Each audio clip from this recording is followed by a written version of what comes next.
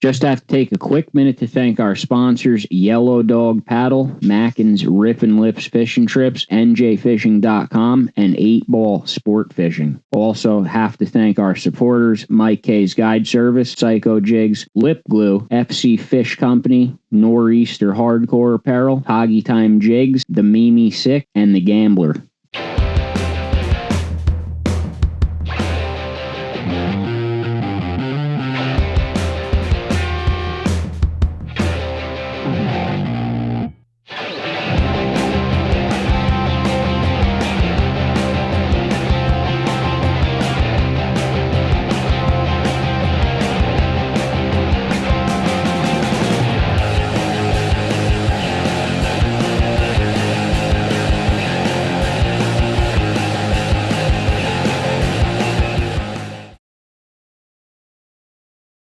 Hello and welcome to episode number 118 of the NJ Multi-Species Podcast. I'm your host, Joe Santiago. As always, my partner, Chris Pereira. I'm here, and I figured out one more bad thing about the live episode. What's that? You got to actually be ready to go. You do. I had to rush to eat dinner, overheated it, burned my whole mouth a bunch of times. The live thing's a pain in the ass, and it's really hard. But it was cool being able to talk to everyone. Last week was the first one ever. It was just me and Chris. Tonight has a guest.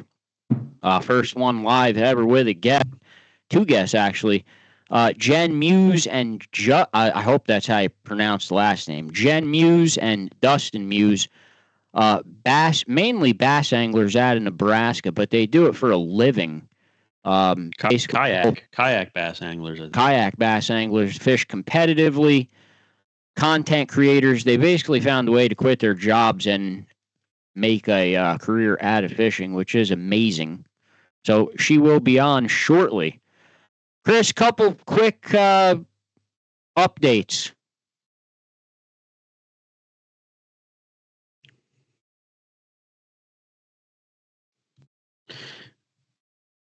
I went fishing over the weekend. John Daut was able to drag me to a lake that I hate. I don't know if you want me to name it or not.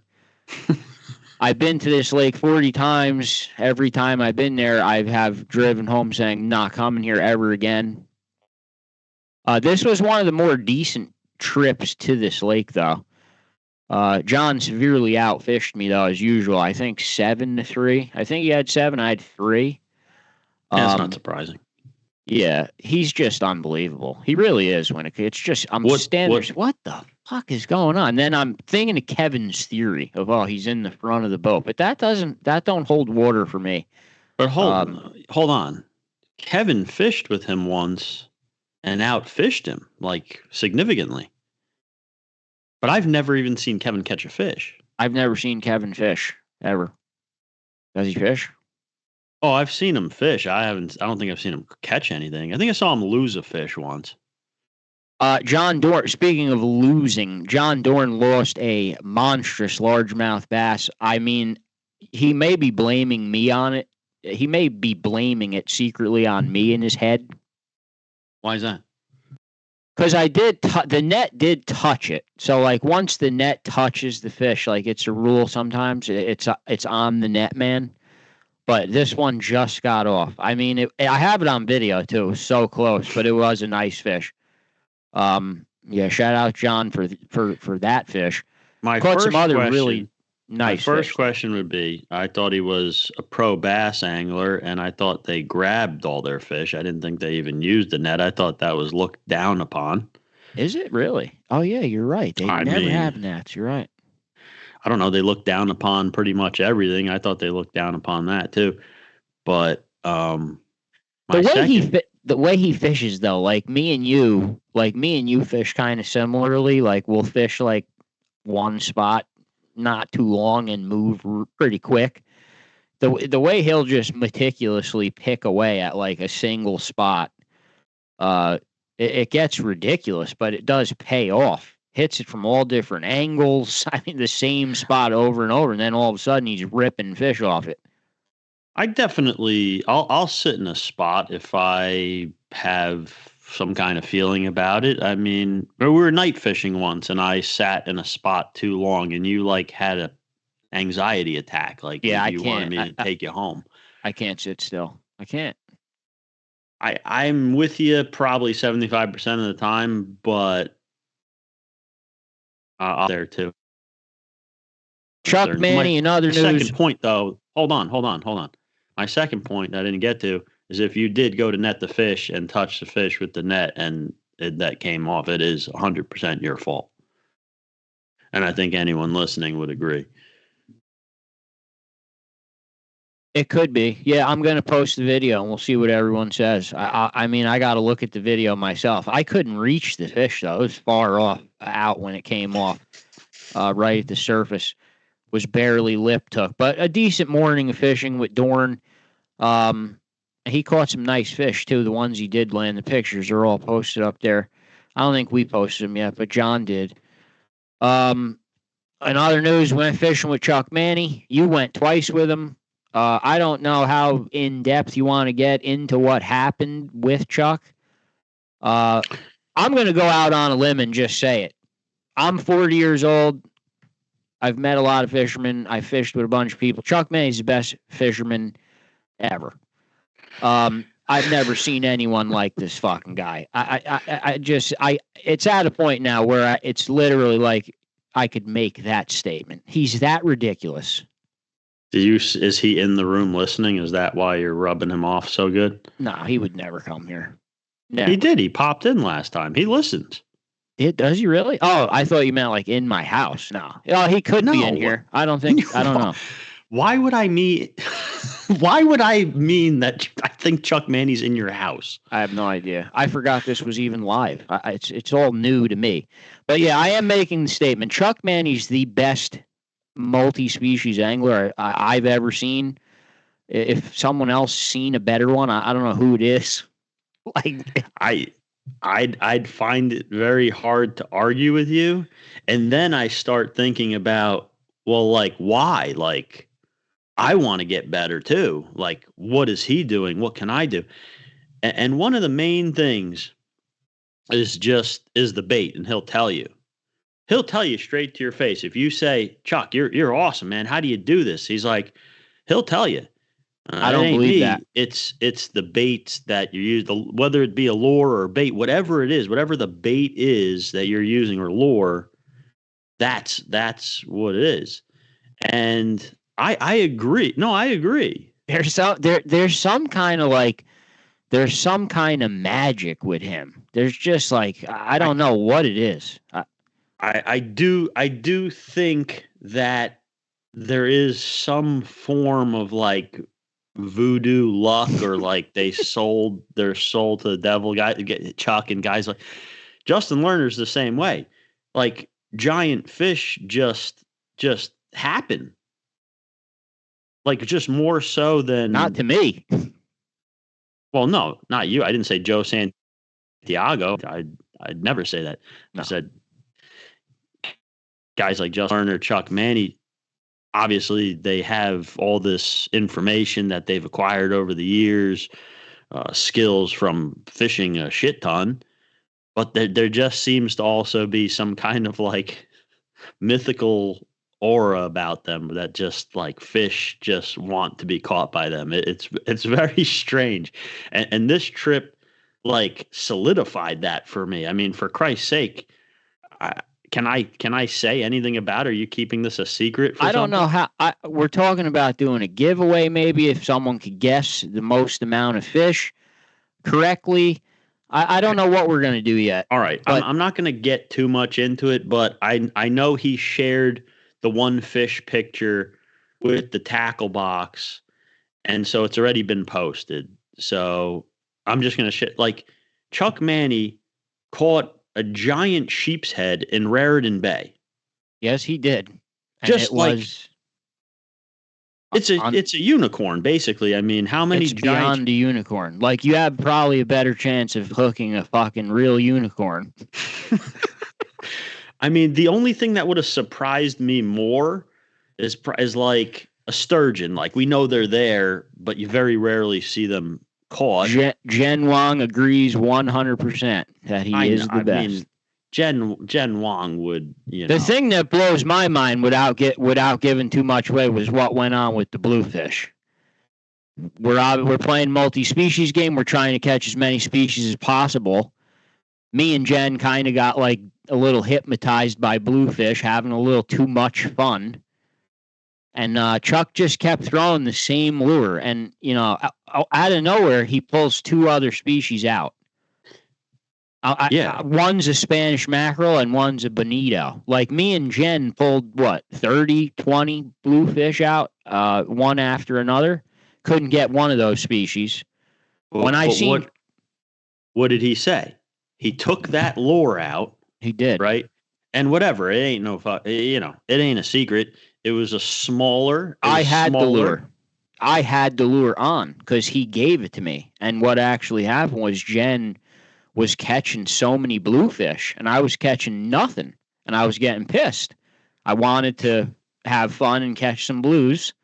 So I took the lure off. The goal. I know exactly, but you get, you know how it is. And if anyone's wondering what I was doing during this, I somehow got put on Bregal duty because every species counts. So I was literally fishing the bottom, trying to catch a Bregal, while everyone is having a great time catching Bluefish. Robert Dunfree Jr. is on here checking in from Alaska. Hello, Robert. Welcome from Alaska. That's awesome. I wish I was in Alaska. I'd be fishing. Let's go to Alaska. That sounds cool.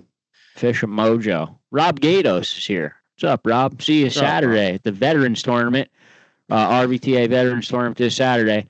But yeah, back to Chuck. Best fisherman I've ever seen. Just this shit's magic. When you hear him talk, like, "Oh, we're gonna do this later," you're kind of just like sometimes blowing him off, like, "Oh, he's just talking shit." But it's real. Like then it happens. I don't blow anything he says off anymore. You can't anymore. But yeah, we'll get more involved. That hopefully get him. Kevin Glenn checking in from his couch. Mm-hmm. We are on live.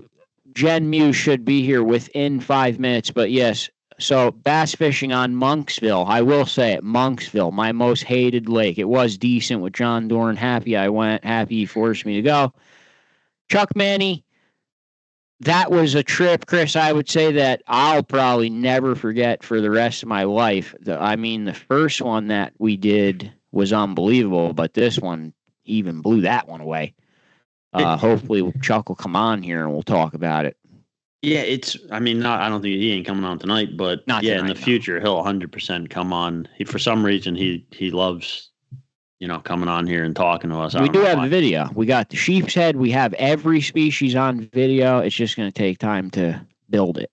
That was also impressive that you somehow got that camera turned on for every species, considering that you had to turn that camera on and look at me every time I caught a sea bass trying to catch something else. And I probably caught 50 sea bass. Well, Alexis is checking in from fishing on her kayak. Kevin Glenn said to remind everyone registration for the NJMSP Mayhem 25 Bass Contest is now open. Reach out to Kevin Glenn. This is a buddy contest. If you have someone that's not in the Mayhem competition that wants to be your partner in the Bass Contest, they can join as well. Contact Kevin Glenn. It's $25 a person. That's just going to be 1 day of fishing. I believe it's your longest 3 combined bass. That should be fun. What else, Chris, before this guest comes on? Oh, I don't know. You didn't give me a list of announcements. You have no announcements? No, I never have any announcements. I thought you had a list. You don't write. I have some now. Yellow Dog Paddle. If you want to book a trip with Yellow Dog Paddle on the Delaware River, you have to call Mike Herman soon because he doesn't have that much availability for the Delaware River trips. This is higher window jigging walleye for walleye, yeah. And also, Mike's now offering bass casting on Round Valley. So if you want to get in on this hot bass bite on Round Valley casting, Yellow Dog Paddle's now offering that trip. I believe it's one of the first casting trips that Yellow Dog Paddle's ever offered. Still offering his lessons. and his trolling trips on Round Valley. So call Yellow Dog pal Mike Herman today. Chris Lito complaining of wind. The gambler been slammed by east wind, said the fishing has been tough. He's hoping that the bite turns back on. He's now sounding not optimistic. Remember how last time I told you he sounds like optimistic? Now, not anymore. So it sounds like gamblers patiently hoping for some good fluke fishing and patiently waiting for sea bass season. Sea bass season, from what we've seen, it should open up phenomenal. It's going to get bombarded fast. I don't know. I mean, you hear it all the time, right? You start catching all these nice. I mean, I caught a lot of nice big sea bass while we were trying to catch other stuff. You couldn't get away from them. It boggles your mind that they're considering lessening the creel limits or whatever they're planning on doing. But you hear it all the time. Once the season opens, it's like, oh yeah, those fish ain't going to be there anymore.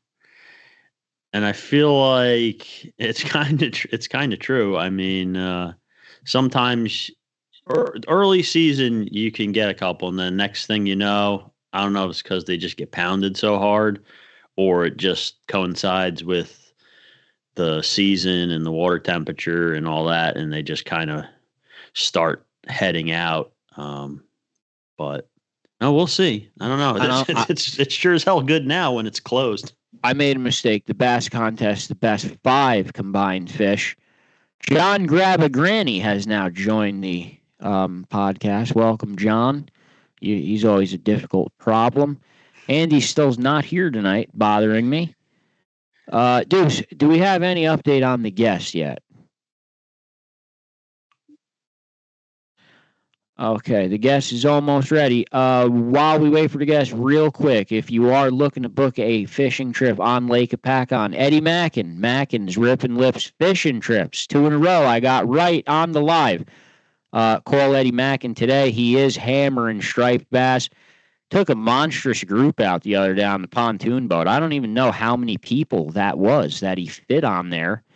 But then he took a picture from Dow's and everyone was holding stripers. Got to talk to Eddie about that. He was going to come on here, but he's actually out on a trip tonight.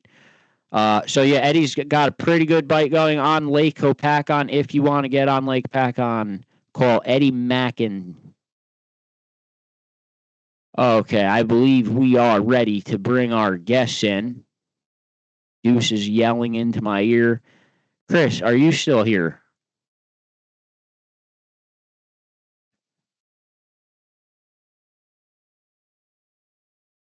Okay. Deuce said we have to cut it real quick to get the guests, and we will be right back. All right. We are back in with the guest, Team Muse, Jen and Dustin from Nebraska, both content creators and professional anglers. Guys, welcome to the NJ Multi-Species Podcast. Pleasure to have both of you. Yes, thanks for having us. This is great. I actually believe that so far this is working without too much of an issue. Don't jinx it. We did already have to stop and start it once, right? It happens. Yeah. It happens. You guys should know I'm also a huge Jen Wong fan myself. So really, you know Jen Wong? How does everyone know Jen Wong? He's hard to miss. Yeah, he's a pretty great guy. Jen, you have fans in Nebraska. He's on here right now. Jen, I don't believe it. You're so famous. The guy from Alaska is my buddy too. We brought some guests. Wow. Jen is with them. Did you guys bring Jen? He came with them. That's right. Maybe so. So you guys basically live everyone else's dream of leaving the daily 9-to-5 employment and turning angling into a living, which actually seems impossible to do, but people like you guys prove that it is possible. You want to just explain a little bit of like how you got the balls to even try? You know, when we started this a long, long time ago, and we have a buddy. His name is Marty Hughes. He is the OG of kayak fishing, you guys. It's some guest you're probably going to have on your show. He really was back in the old Budweiser kayak with a hole in it days. Might have been like one of probably the most monumental guys in kayak fishing. And he lived not too far from us. And he kind of showed us this like dark side of fishing, like this world, you know? Yeah. Instead of fishing for fun, start fishing for tournaments. He kind of showed us that there were some online tournaments and stuff that, we could find online. It was kind of, we didn't even have a smartphone until we were like old. So we started to fish tournaments. Marty had a tournament, a multi-species tournament, and it forced us to learn how to fish for different species. Like we had bass month. I think it started in April. Then we had a crappie month, and then you had a catfish month, bluegill, and then bluegill. And at the end, we would all, it was your best of 5, I believe. This was a long time ago, right when we started, and we were using the old like sun dolphin, the buy one get one free from the. We started from the very bottom for sure. But it opened up. We started actually from a pedal boat. The kids and I and Dustin. We took our kids in a pedal boat and taught them how to fish, and it was wild. I mean, we got so big, and the kids got so big, we started kind of sink it because there were too many of us on it. We finally let the kids take off with the paddle boat, and then we took off in our kayak. It just brought a whole new level. First of all, it separated us. We spent a lot of time together, so we really relaxed. This is great. You go your way, I'll go mine. Yeah, I'm going this side of. But we really got really good, and we started to. I had found in photography and digital imaging. So I just really started. I was going to be a stay-at-home mom, so I thought during this time we live in such a small town. There's really not a lot of jobs for us unless I wanted to. We live in a town of 300, so. The closest place, Walmart, you have to drive 12 miles to get to Walmart in order to just to get your groceries. Like we had a gas station, and there's not even a gas station anymore. Fast forward, I started to build a platform, and Dustin actually made it to the first championship. He was the first guy that actually did well at it. And so we started to kind of fundraise because it was so expensive, but we took all of us. The kids went, we even had our kids, we picked up our first sponsor. It was Bonafide Kayaks, and they sponsored my husband and I and both the kids. So we all had kayaks, and it was just, I think that's what really fueled us. We started testing lures and different products, and people were really excited to see a family get in there and do it. And the kids started to tournament fish, and they started to whoop us, and it started to get harder. But they're big now. Our daughters actually just joined the Nebraska Huskers bass fishing team at the University of Nebraska at Lincoln. So that's so cool. Kind of followed our kids. Yeah, that's so cool to have like the kids after they're not adults, but they're grown kids and they're still into it. Like, because I feel like that's where everyone kind of loses it with their kid. Like they feel like they jumped in too deep too soon, maybe took them fishing for something that was so slow, kind of bored them, and they lost interest. I know a lot of kids just don't keep going. That's pretty cool to have. Well, and I promise you, not both of the kids kind of give us a hard time, but what the heck were they going to do? They got to come with us. We didn't have anybody to babysit our kids. We're like, too bad. Bring your stuff with you. But you know what? I really think it saved our kids. Our kids are really different from other kids. I feel like they're good. We didn't have a lot of the amenities, so we took them out in the outdoors. We were poor. I was trying to, grow up small business, and Dustin actually didn't start doing this until later on in life. The last couple of years, he actually lost his job, and I'm like, what are you doing? Why are we working for anybody else? Let's build this company. Let's keep doing this. Let's get our daughter through college, and then we're empty nesters after this. I mean, we're old enough to have college kids, so it's time for us to nobody wants to stay in this little tiny town. And we go to Florida, we go to ICAST, we go to the Bassmaster Series, we fish some of the Bassmaster Series.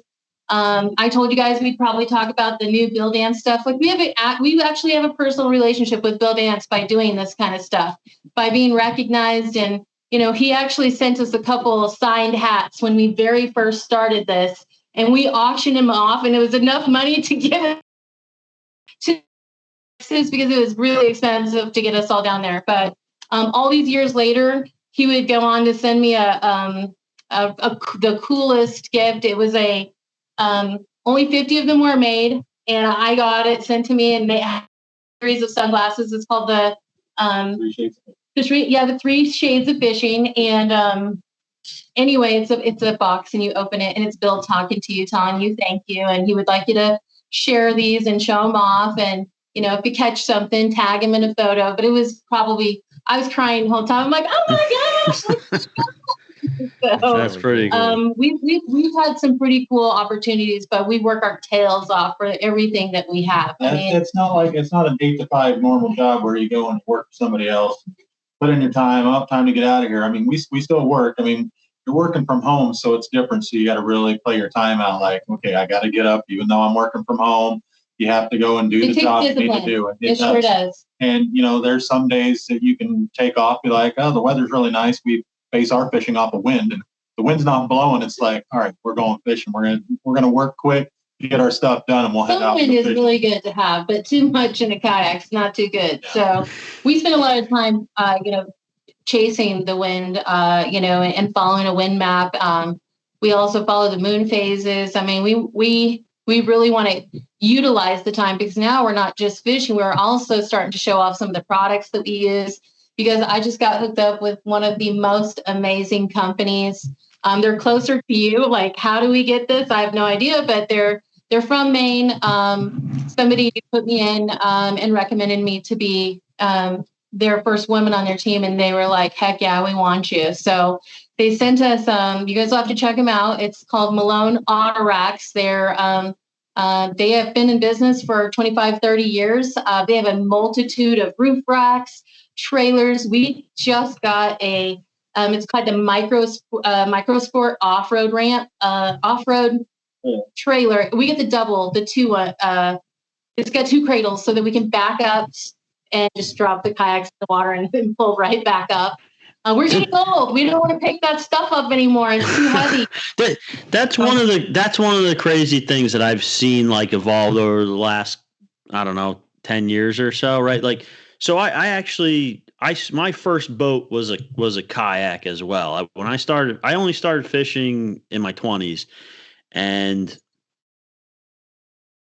first to start, and then I had to get off the shore. I couldn't be trapped there, and I remember going to this seminar, and this guy was talking about fishing from a kayak and not knowing anything about it. I don't think there's anyone left anymore that doesn't think you can fish from a kayak.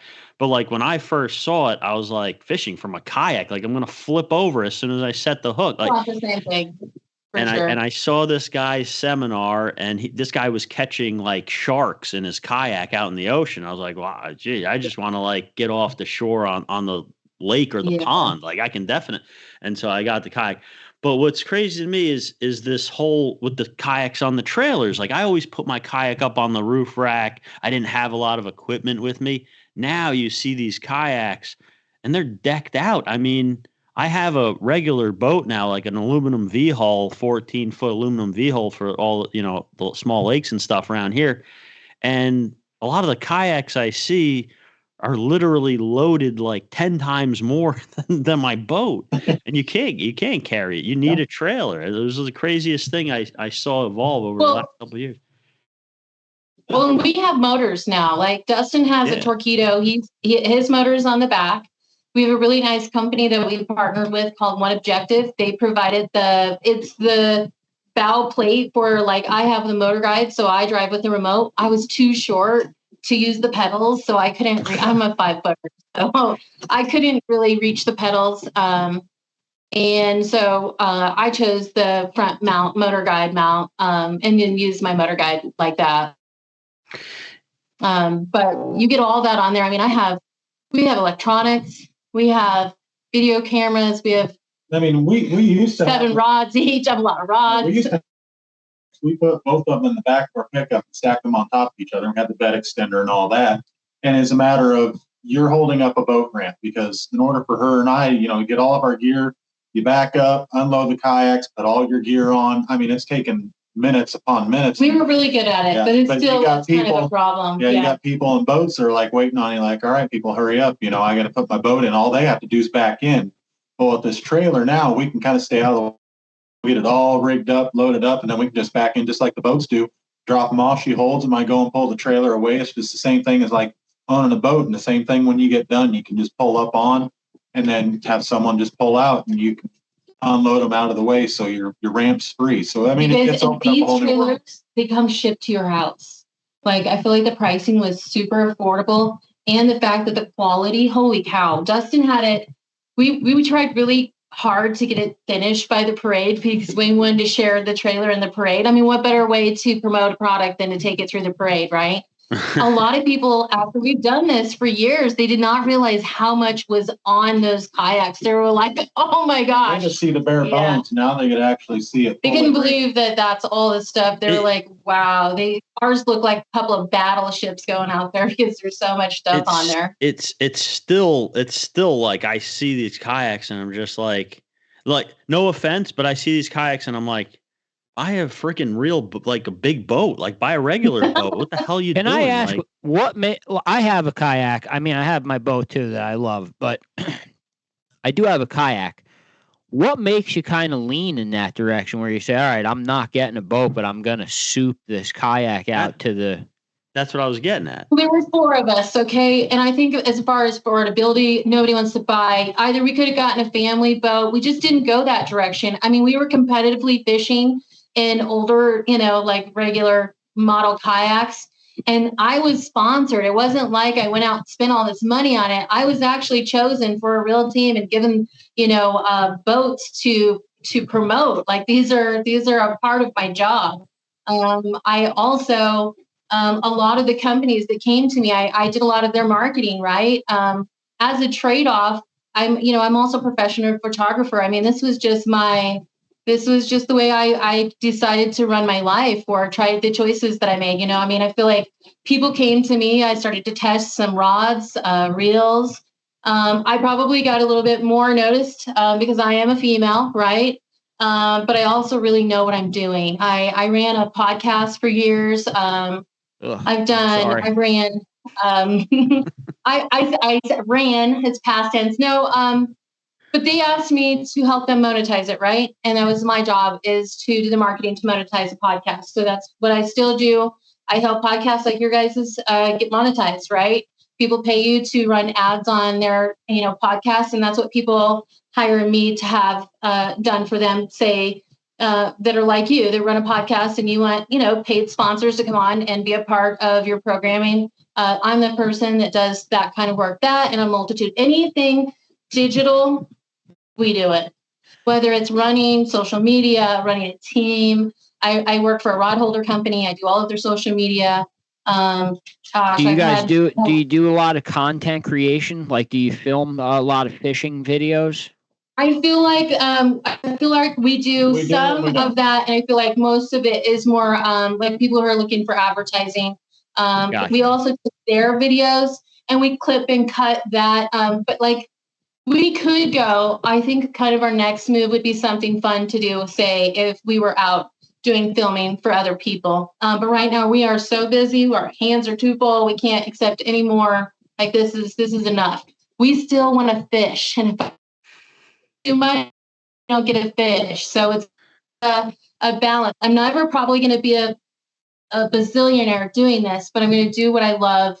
And I think that's what's important to me. And the other thing with it too, like if we recorded like us fishing our local lakes, we're in such a small community, everybody will know your spot. Everybody be fishing. It is really hard to do. It's hard. I mean, you got people that follow the YouTube stuff, and they're like, if you're practicing for a tournament, well, the first thing you do is go on YouTube, type in the lake, and you can do research during that time. Be like, what'd they catch them on? So you're trying to find that stuff out. Well, our lakes are such a small lake.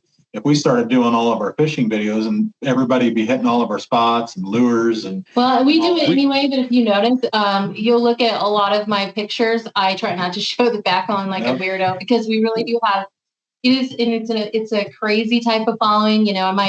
It's never a bad time unless you're in a tournament. It really doesn't matter unless you're in a tournament. But people also do not realize that kayaks are a boat, right? They surpass the rules. They get too close to you. If you're catching fish, somebody will come right up. We had this year. We also ice fish in Nebraska because we get ice about 4 months, 3-4 months of ice out of the year if it's a good year, right? We had people that will come and just you drill the holes. And people will come right up and fish right in your hole right next to you. They do not have any manners. They don't care. Like you spend all the time to drill your holes and people just come stand, hi, how you doing? And just kind of pull fish right out. I thought that was a New Jersey thing. I mean, they'll at least talk to you first and then like be friendly and then do it, or they just literally walk up and just, they just do it. I mean, we try to teach people, nice, you like, I don't want to go and cuss out a guy that has a little kid with him, but I mean, I really thought about it. I mean, no manners. I mean, I've seen it before, and I'm not saying, like everyone that asks for help with their kid fishing, but I've literally seen people use their kid to try to like, oh, hey, my kid really wants to catch some fish. Like, where were you fishing? Like, can I get some in? Like, come on, man. Like, you're going to use your kid. We're also in our 40s now, and I'm just going to tell you, I don't know what happens. You guys know you get to 40 and something just flips like a switch in you, and you're like, I'm not going to mess around. Someone's going to get their ass kicked today. We've both taken our turns of people being rude and saying, are we really going to do this today?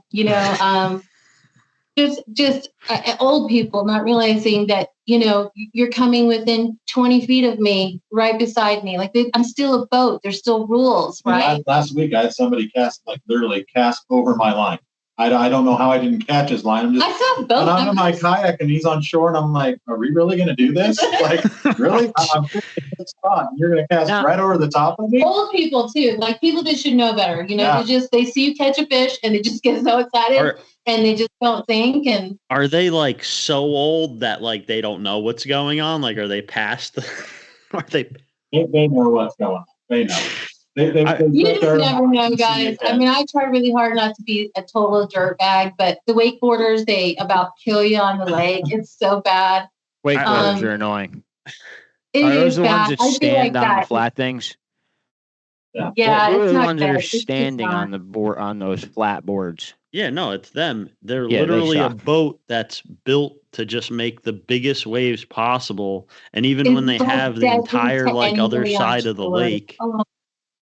Well, they just did an article on about what it's doing to like the lakes and stuff on the shorelines and how it's washing them away and all that. So I don't know. I hear it's changing the contour on the bottom, like a lot of the contour, because they just keep going back and forth, almost carving out new pathways in the waterways. I mean, if the waves in the ocean do that, I don't see why it wouldn't. I mean, I believe that for sure.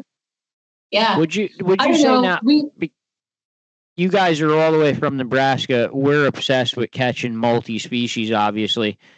You primarily fish for largemouth bass, but what other kind of stuff do you have in your area that you target? So if everybody will go to my page, it is Jennifer Muse Facebook, right? 2 N's, JENNIFER MUES. So you go to my Facebook. I did a last one of my biggest bass of last year in a post, just so if you're going to brag, you got to brag right. I put all the biggest fish that I caught last year in my pinned post, and we catch massive. We have wiper here. It is so much fun to catch that. Like if you're not bleeding, you ain't catching wiper right? These are massive fish. This place that's one of our favorite things to go for. We have them here too. They get huge here. I mean, how really. Big? What is the record? Record was. I saw it on the thing, and I don't. What's our record? 17 pounds, I think. The wife was over 20 pounds. I think over 20. Wow! Holy shit! What's like like if you go out and you catch one that's a nice one, like what's like a nice one, but not Like a common but really nice one. Over 30 for sure. They're we go by inches, actually. Over 30. 30 like, 2 hours, and we caught everything up to 24 inches. Like, 2 hours. Like we went live on TikTok, and they were, of course, all of the people were like, "Your wife's kicking your ass. She's got more than you." A master angler is 24 inches. So if you catch a 24-inch wiper, you're getting in a state qualified master. And remember, we're catching these things right here. This is bass rods. Like these things will break your rods in half. They are wild. They're wild. Burners. They hit your lure, and if you don't have your drag set right, I mean, you're done. The fight's over. It just snapped your line. I don't even use the drag anymore. I'm a thumber. I mean, I don't, use. I used to not even use a bait caster, and now I can't use an open face reel because now I use my bait caster too much. But we're also braid users, so you probably don't want to go out there without anything other than braid because it'll snap your line. You got to know what you're fishing for. But there's blue catfish around here. There's channel catfish. We have perch. We have crappie. We have bluegill. Massive northern pike. Humongous. We're talking basketball size, mouth size, like big. The blue catfish. Are they native there, or they're invasive? They brought them into our lake when my son was little, because I remember the game warden was like, they just introduced the blue really? to. So our lake, but I don't think they're an invasive species because they stock them in our lakes. Now, see, in areas like where you guys are at, they're invasive to your area, invasive. Right? Yeah, you're right. Well, I'm not sure what that's all about. I don't know the knowledge of that, but I do hear. I see some in your area. Some of the smallmouth they're invasive, or over like through North Carolina, they're wanting people to catch all the smallmouth because they're paying them to catch them. Out of Colorado too.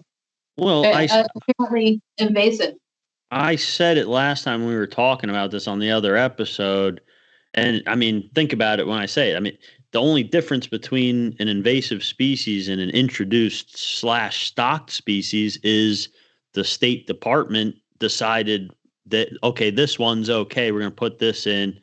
This one's not okay. Like, we don't want that in there.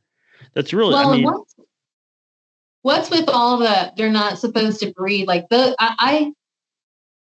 talking about like the wiper, they say that they're not really supposed to be something that can reproduce or spawn, but we're all of them. I mean, what about the ones we have, And so I've always been curious on how that all works. But did they stop stocking them? Well, pretty much. I mean, they have times and when they do stockings for our lakes, but I haven't heard of any stockings recently. And usually they post it and put it in their articles and their books and stuff. And you're set there fishing and you're catching small little wiper. And it's like, how am I catching small wiper if you guys haven't stocked wiper in our lake? Now that's interesting because they do say the same thing here. They say they're sterile. That's what we keep wondering. But if that's not just with that. That's not just with stripe. That's with any hybrid on planet Earth, though, isn't it? Like every hybrid on the planet is supposed to be sterile. I mean, they just started doing. We have trout here too in some of our areas, and they just started the tiger trout, which grow faster, bigger, quicker, and they're supposed to be, not be able to reproduce either. But we haven't seen anything of those yet. We've only had people catch them. We have a really awesome fishery, the one he's talking about with the tiger trout in it. It's our aquifer, so it's incredibly deep. Like we were so dumb. One year we took the kids. It was during 4th of July. First week, you're young parents. We have a tent. We don't really understand what we're doing. Let's just say never, ever in your life tried camping or stay anywhere during a holiday. Especially 4th of July. Not good. Not a great time. Nobody got any sleep. People were lighting fireworks off right by your tent all night.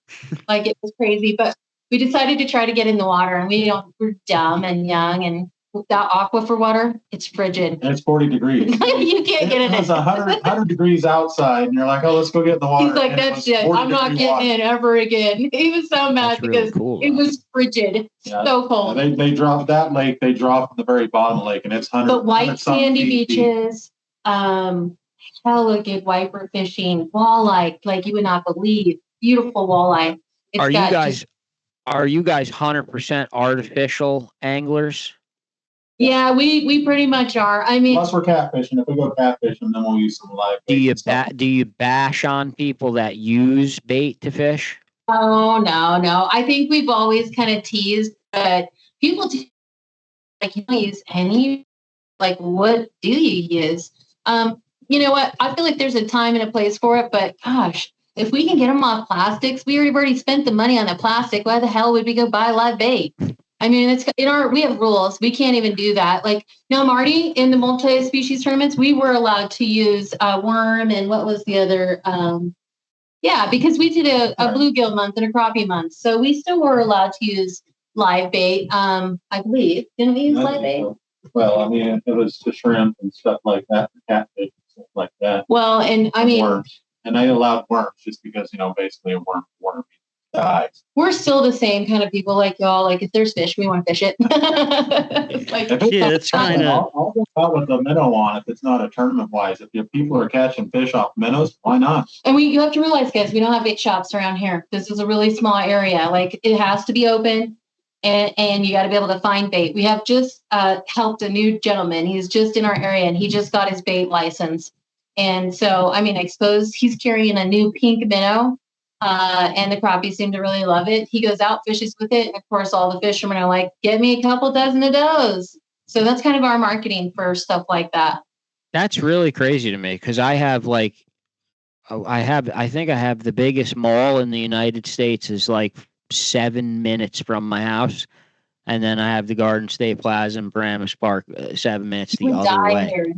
Well, now you know why that's all we do. That is exactly what we do because there is nothing else for us to do. Our closest lake's 13 miles to the west of us. Then we have one that's a little bit northeast, and that one's a little farther. That's about 24 miles, something like that. And then we have farther east is going to be 30-something miles is another lake. And then in Kansas, there's a whole bunch of lakes too. But so we are right in the bottom left-hand corner of Nebraska. So that puts us really close to the Colorado, and we do fish some of the Colorado tournaments.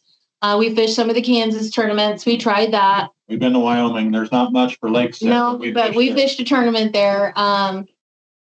Pretty much, I don't know. You have to follow your dreams, and where there's a will, there's a way. I mean, it's never going to be free, but you only live once. I've had cancer before in my life. Let's say, I don't know, 10 years ago, maybe, probably. I feel like I probably have a little bit different perspective on life, right? I mean, it's so short. If you really pay attention, you might as well do what you love because you guys were already 3/4 of the way through it. We're in our 40s. I mean, time is flying by. You don't live your life the way you're supposed to, then what the hell else are you going to do? How do you know we're in our 40s? I'm only 39 and Chris is only 25. Well, somebody said close to 40, so we're way older than you guys.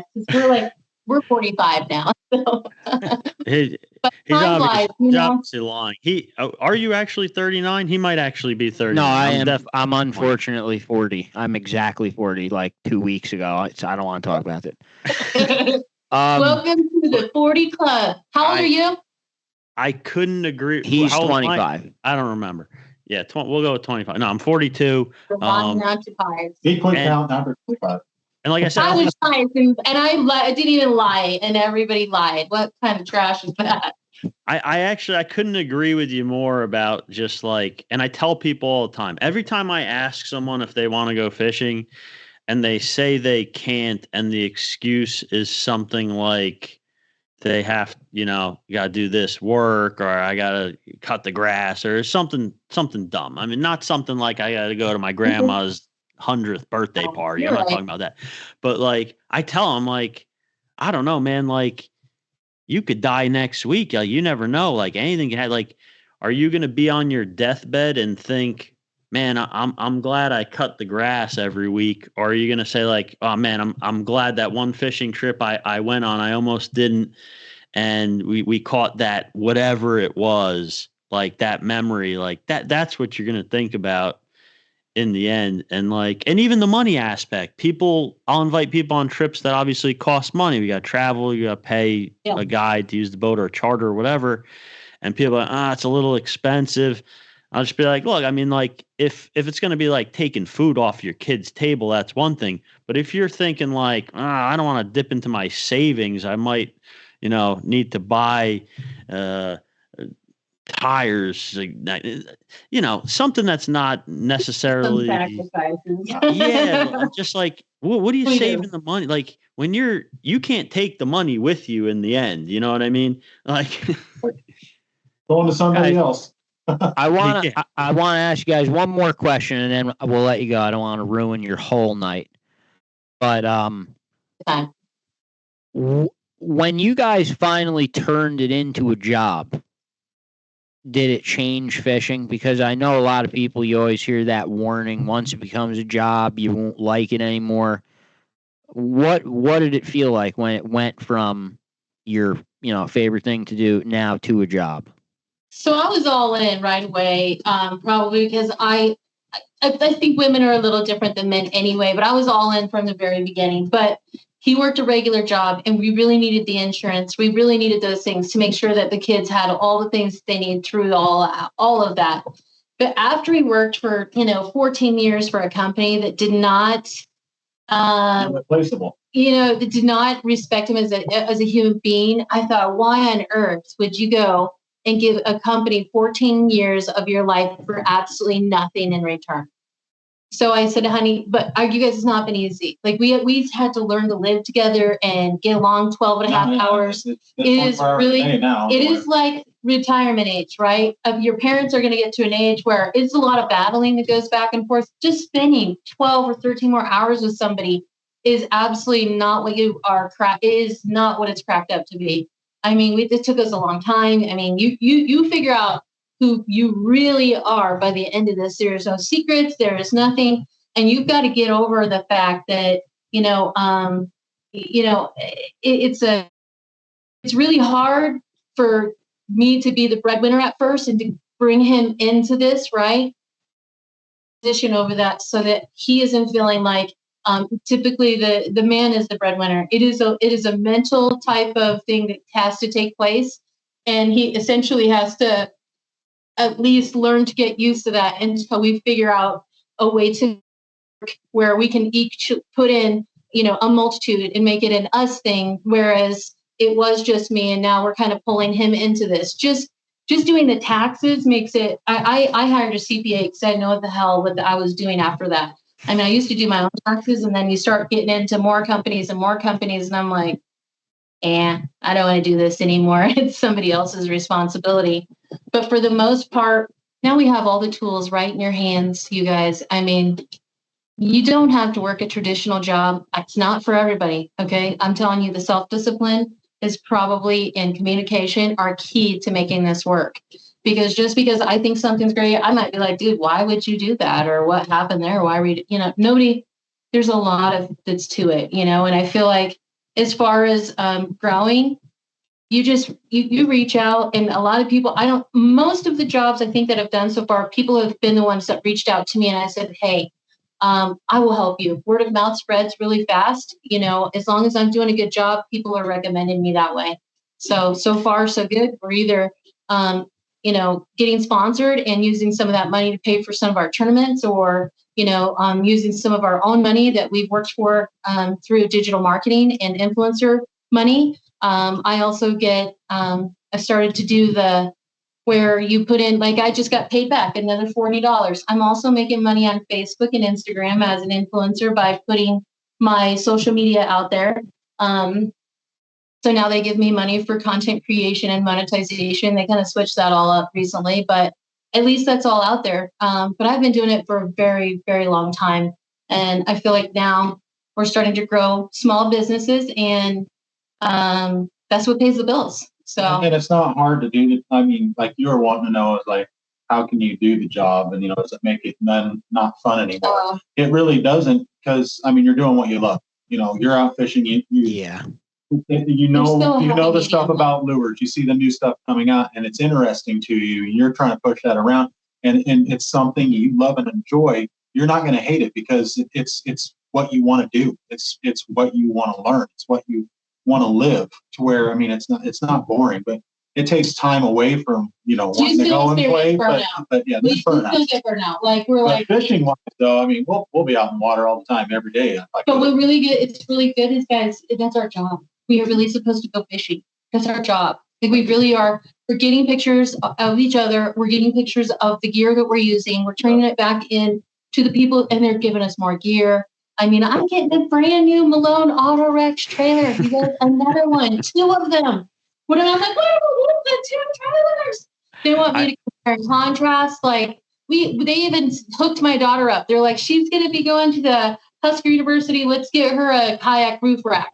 You guys, that's a hell of a good company. You know why that's why all this stuff's so expensive, because we got to pay for all the free ones they gave out. That's why a Yeti cooler so much, because you got to pay for the. Stop your lying. That's not true. There's really good prices for everybody, and if you want one, you will put in equally the amount of hard work that I did, and I bet you get one. That's a great company, and they which one? Malone Auto Rack. Oh, okay. Yep. Yeah, I work with a lot of good companies. I use a lot of good stuff. I've had some cool rods. I've had we use a lot of I've had all kinds of goodies. I gotta ask this because you don't have to name a company, but have you ever had a company reach out to you, basically say, all right, here's what we have. We want you to promote it. We're going to send you a free whatever it is. Want you to promote it. And you get it and you use it, and the thing is just ass. Like it sucks. We've gotten it. And that's one of our rules is you don't want to really promote something that you've never used. We can't do it. We tried it. We won't mention the company, but it's listen, the product was good, but there was a design flaw. Okay. There was a design flaw. We caught fish on the lures, but there was a design flaw in the hook, and as both of us, master angler bass, flip out of the water, and it came apart, losing the part. We can never do that. Even if we a kit per se, they would have had to have fixed every single, like they're going to have to change their marketing or tell everybody, hey, use pliers and pinch the eyelet. I don't want to do that with the whole slew of stuff. I couldn't, so I just had to be honest. You know, I can't promote something I don't personally believe in, right? Yeah, we're the same. I mean, we got through. I just couldn't do it. I mean, we had to be honest with them. It was great. They wanted us to be in a commercial, and it was great. And the product it sucked. It was great, but it had a flaw. And so we worked with that company and tried to help them fix it, but they didn't really want to fix the flaw of it. And you kind of just have to shake hands and be like, it was nice, and thank you for letting us try it, you know? Yeah. For anyone that is watching, where is the best place for them to find you guys on social media and your other outlets? I mean, it's all over the place. We started kind of young, so we have a multitude of things. I am Jennifer Muse on Facebook. I am Kayak for Life, Jen Muse on Instagram. I am the Real Queen. That's a funny story how I got that name, but I am the Real Queen on TikTok. And I am Jennifer Muse, Kayak for Life, Jen Muse on X. You'll see me. I have a lot of my links on my Facebook. Right now, Facebook's paying, TikTok pays, Instagram pays. So I spend a lot of my time in those places just because I get money back from it. I can't figure out how TikTok, our TikTok's monetized, but like it doesn't pay us. And I don't know why. Because you probably didn't put your banker information in, but you have to. Deuce. So once you get see? No. I don't want to tell everybody that, because everybody kind of gets stuck in that limbo because they're like, why the hell can I get the paycheck? You have to put your bank information. And it is, let me tell you, I was nervous about doing that stuff at first, but that's how you have to do it. Joe loves TikTok. Like, I haven't gone on there, like, refused. I don't love it. It's just a necessary evil. I literally picture Joe literally going on there and like watching dancing videos that people like dancing and fishing. I don't really know. It's the same thing as Instagram. He's never seen it, so he doesn't even know what it is. I have no idea what it is. It's exactly looks just like Instagram. Like time in his life. Like, guys, I have to thank both of you for taking time to come on here and talk to us. Thanks for having us. I can't remember how we set this up, but I really appreciate it, and the more the merrier. I mean, kudos to everybody out in Jersey. I'm not a Jersey girl, but I'm a hell of a good angler, so come follow us. Awesome. Go give them Team Muse a follow. Guys, thank you so much. It's great talking to you. Nice to meet you guys. You too. You too.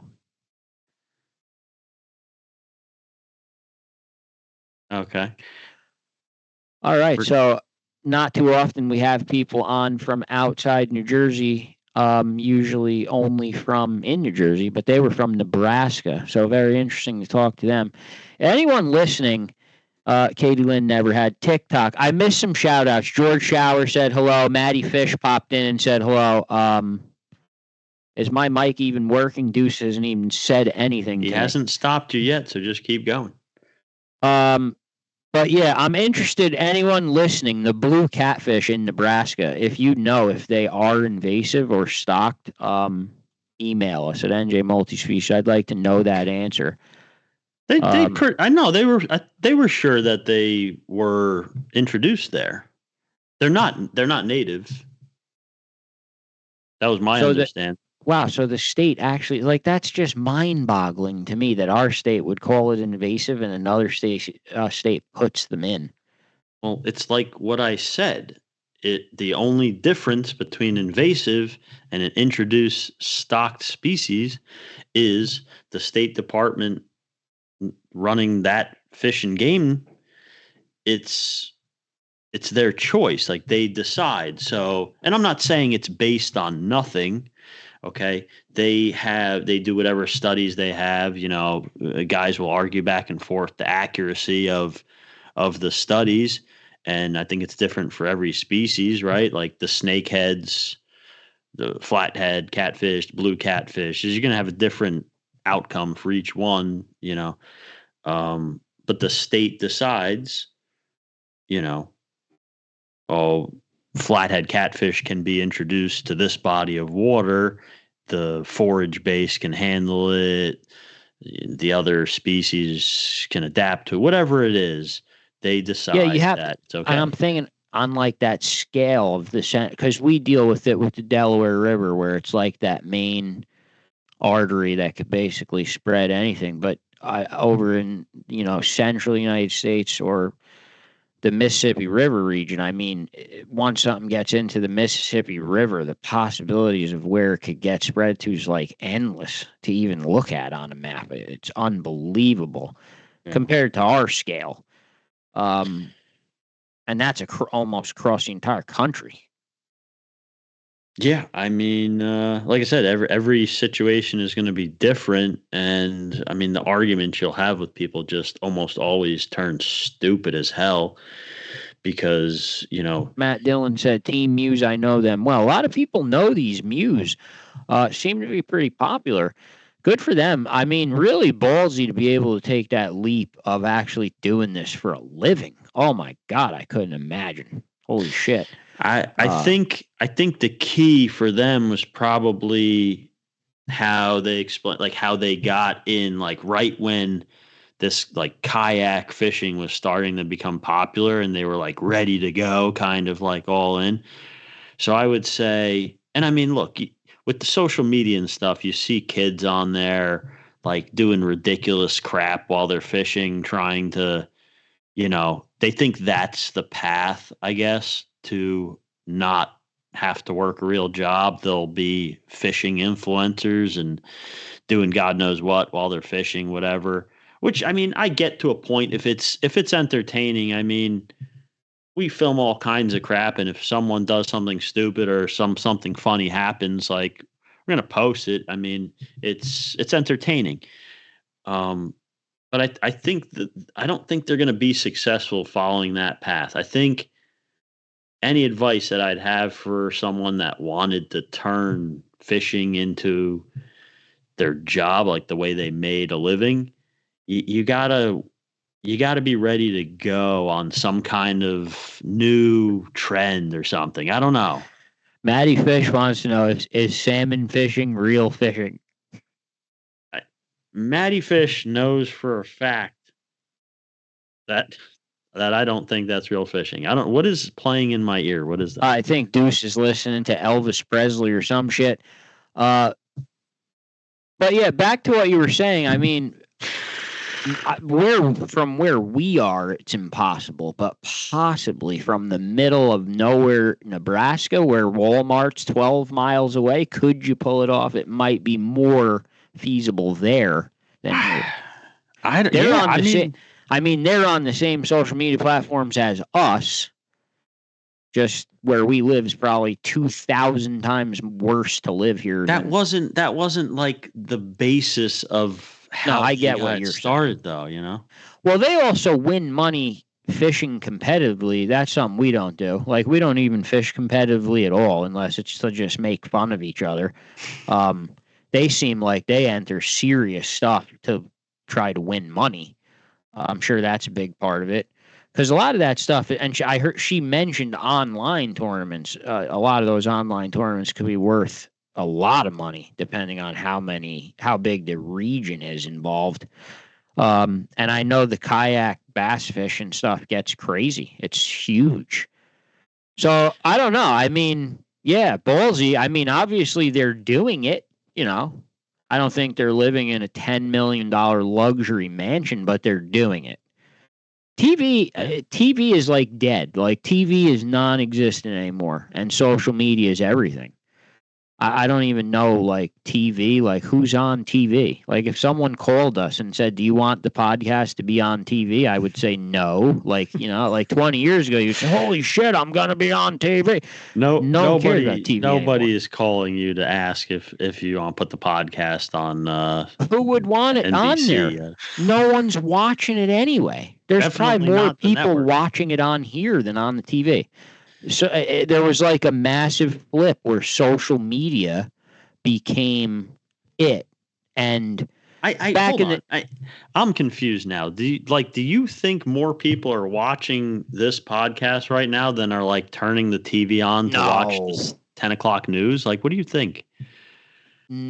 Not this podcast in particular, but there might be more people scrolling through the Instagram Reels feed than there is watching TV right now.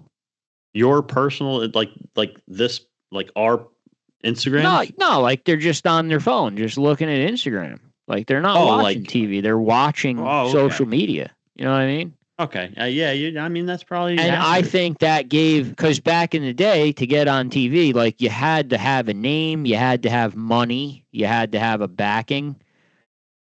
This kind of flip-flop over to social media, it kind of gave the little guy a shot. Like, you know, you don't need all this money to start it. You don't need all this shit.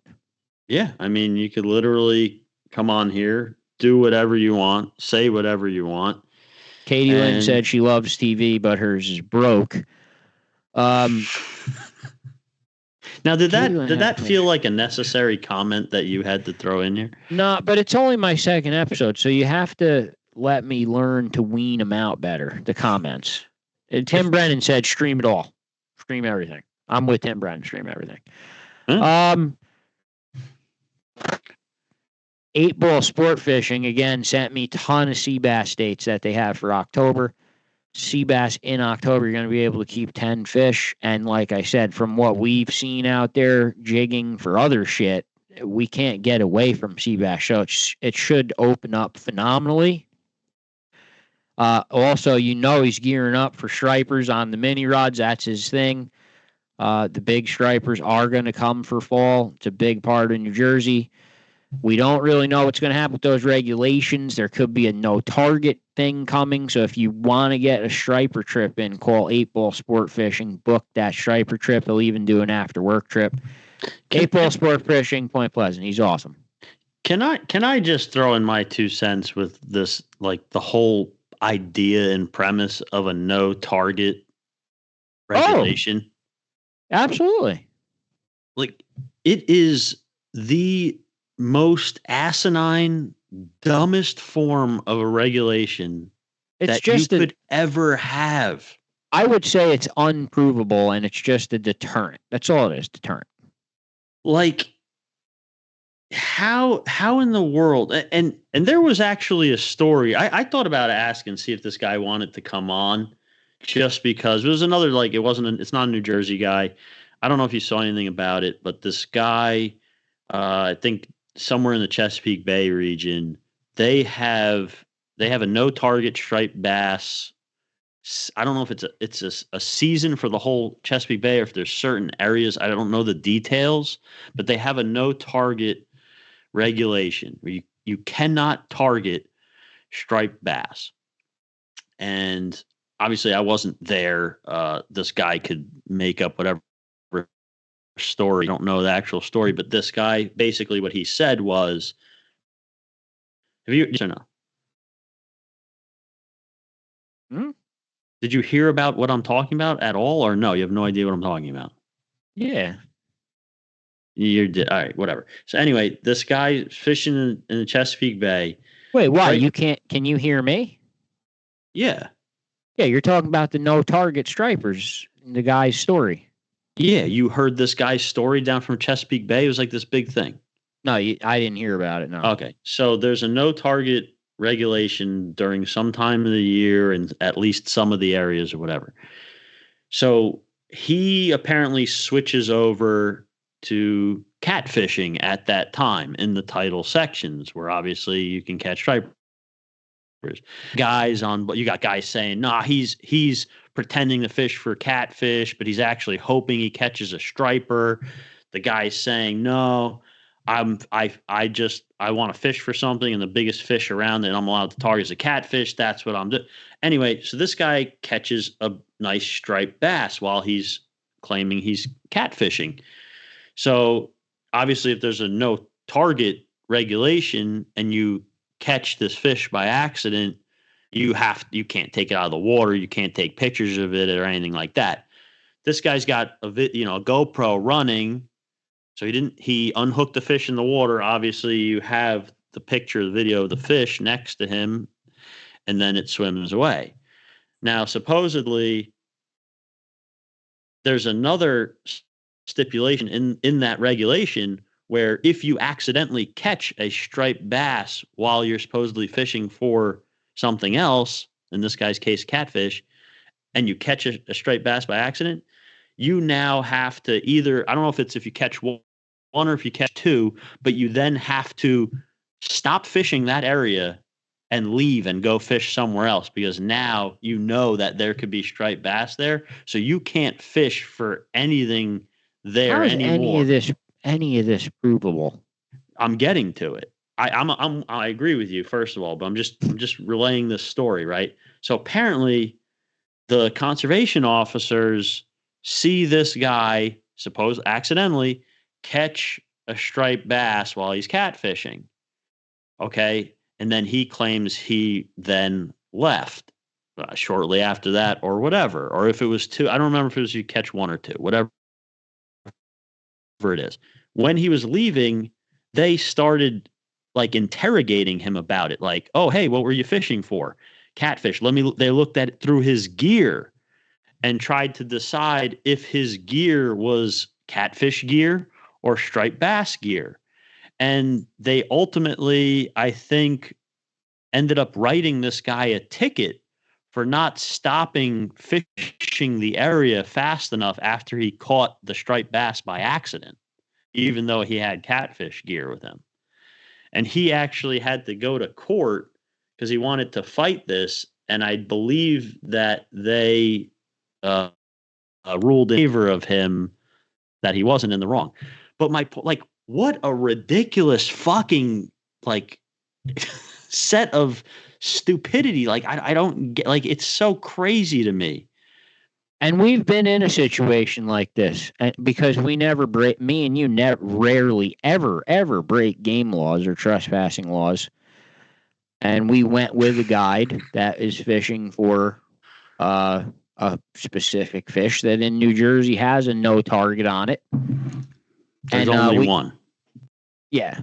Well, we ended up deciding not to touch any rods, right, Chris? We said we're going to film everything, but we're not going to touch a fishing rod. So it kind of ruined our night. But yeah, is this a secret or something? Like it's sharks. So you're not. But all of a sudden, a guy comes popping out of the bushes and says, "Oh, I've been watching you guys the whole time," and he had us there for 40 minutes. I mean, they really harassed us pretty bad. Yeah. Well, just to be clear, and anyone that doesn't know, if you're a freshwater fisherman, you may not even know what we're talking about. You're not allowed to target this huge list of shark species. There's there's a list of prohibited shark species that, and this happened over the last couple of years at some point. I don't remember exactly when. They decided that there's a list of shark species that you cannot target. And then you might be asking yourself, how the fuck do you target a specific species of shark? And the answer is, you can't. You're either shark fishing or you're fishing for something else. Striper fishing. The easiest answer for anyone watching this, if you ever want an excuse, you're fishing for rays. That's all. He wants to know why you have a giant hook on and half a bunker. You're fishing for a stingray. That's all. And how do you explain the metal leader? Stingrays have sharp teeth, and if he says maybe, I don't fucking know, but it's a good answer. Well, just make up something. The whole thing's ridiculous. But yeah, the guy was hiding in the bushes. We actually didn't do anything wrong. They caught a fish, which I filmed the whole thing. They kept it in the water the way they were supposed to, released it fairly well. And on our way out, like the guy waited until we were walking out to leave. And there he comes out. I've been watching you. And, I don't know. I didn't like it. And you know what? He was waiting there because he was waiting to see something more substantial to, call them out on, but it never happened. And then he saw we were leaving. He's like, well, I just spent God knows how much time watching these guys. Like, I got to do something. So I'm going to go and harass that. Oh, you guys had that shark a little bit far up out of the wash. Like, he did say that, yeah. What? I mean, dude, like the waves are coming. Like, it leaves so much gray area. This whole no target, target regulation. It's just the most asinine thing I've ever even heard of. How do you throw that in with the circle hook regulation? Because you got to use circle hooks to fish for stripers, but you can't prove I'm fishing for stripers. So why do I have to use circle hook? It's another thing. At least that I like circle hooks anyway. I'm just making an argument to be an asshole. At least that regulation, and again, I do think it's stupid also. I think you'd be better off just teaching people how to use circle hooks, how to use the right circle hooks, and helping people gain confidence in using them, because they really do work if you use them properly and if you have the right ones. Like the inline circles, the offsets are useless. But if you're using the right gear and you learn how to use it properly, you gain the confidence to use it, you are going to gut hook less fish. I use circle hooks on tip-ups, ice fishing. A lot of people think I'm crazy for doing that. No, it makes sense. Like, that is exactly what a circle hook was made to do. Like, especially if you got a rod dead sticked. I mean, the circle hook's better than the J. It just, you don't have to set it. You just got to reel tight on it. So it's perfect for a tip-up. You're pulling on a string. And once you get that fish hooked on the circle hook, I'm convinced that they have much less chance of coming off.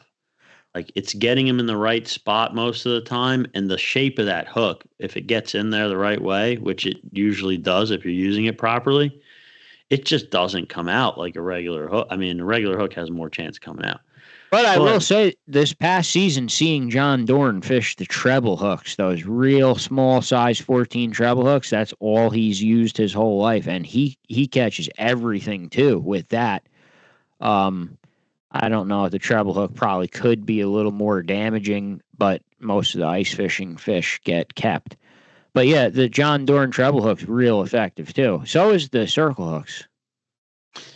I don't know. I started using the circle hooks, one, so I could release the fish better, and two, so that I could use a little bit of, I don't like bumping up my leader too much, even ice fishing. So if there's pickerel around, I don't want to keep losing pickerel. So the circle hook just, to me, I mean, it just seems to get them in the corner of the mouth more often, like it's meant to do.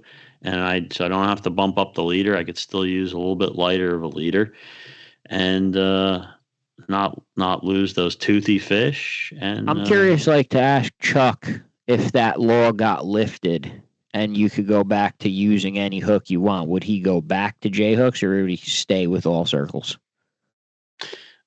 Yeah, I don't know because I don't know for anyone that doesn't know when Chuck's trolling the eels, the rule obviously is you got to use a circle hook. And he does. Now that's a situation where you might think circle hook isn't going to work right because you don't really let the fish take it. You know what I mean? Like they hit it and it's on and you're that's it. You get to the rod, reel down tight, and you're fighting the fish. So the first thing when I first went with him, I said, "Oh, the circle hooks are gonna." I didn't even think about it like, "Oh shit, we have to use circle hooks because he's trolling eels." And I'm like, "Oh, the circle hooks like." I think I asked him. I said, when you had to switch to the circle hooks?" He's like, "Oh no, the circle hooks are better." I think he said he used them before. Yeah, it was he might have. Now that you're saying that, I think I remember saying he does. He used them before he had to. Yeah, I could have sworn that's what he told me, and I'm sure he'll comment. Most people that I've seen get on the tie man who have never been on the tie man, the first striper they go to catch, they set the hook immediately. And usually you lose the fish. It does happen a lot because you just forget. You're not used to it. Do you have any video of like Chuck freaking out at someone losing fish? You know, I do, but the words that he uses aren't words that I could post. That's the issue with Chuck. Like, there's like a level of. But then the whole video would just be a bleep. Like there's nothing but a bleep. His motions are hilarious in themselves. Like his hat comes off, he starts rubbing himself. Jen and Dustin did sign off. Yes, their part of the show is done. Matt Dillon said, "What's up?" Shout out to Matt Dillon. We are going to be back next week with Mr. Aaron Graybill from Lake Hopatcong Guide Service, Greenwood Lake Guide Service. Also has his children's camp now. Haven't had Aaron on here in a while. Don't know if we're and fly fishing with Matt Califano. I don't know if Aaron will be on live or if that'll be a recorded episode. We will have to ask him. I'm going to tell him. I'm going to say. Because I'm asked, I'm not going to make anyone do live. We want him on live. I'm going to say, hey, dude, you're right. If we do the episode on Facebook Live, FYI, you'll be the first person to deny saying, you'll be the first person to say no if you don't agree to it. Just saying. That is true. He would be the first. Also, tell him that he has to do it live. No other option. So Aaron Graybill live next week, hopefully. And also tell him an hour before you want him here because he's going to be late. So if you want him here at like 7:30, tell him to be on here at 6:30 and he'll be right on time. Next week with Aaron Graybill. That's all I have for tonight, Chris. You got anything else? I have one last thing. The hat, we still have a couple hats available. I know some people were bitching at me they didn't get a hat. And NJFishing.com, Jerry Zgorski, now 28 years as the #1 resource for freshwater and saltwater in New Jersey. The NJ Fishing Merry Mayhem Christmas Party, the third one, has been booked for December 6th.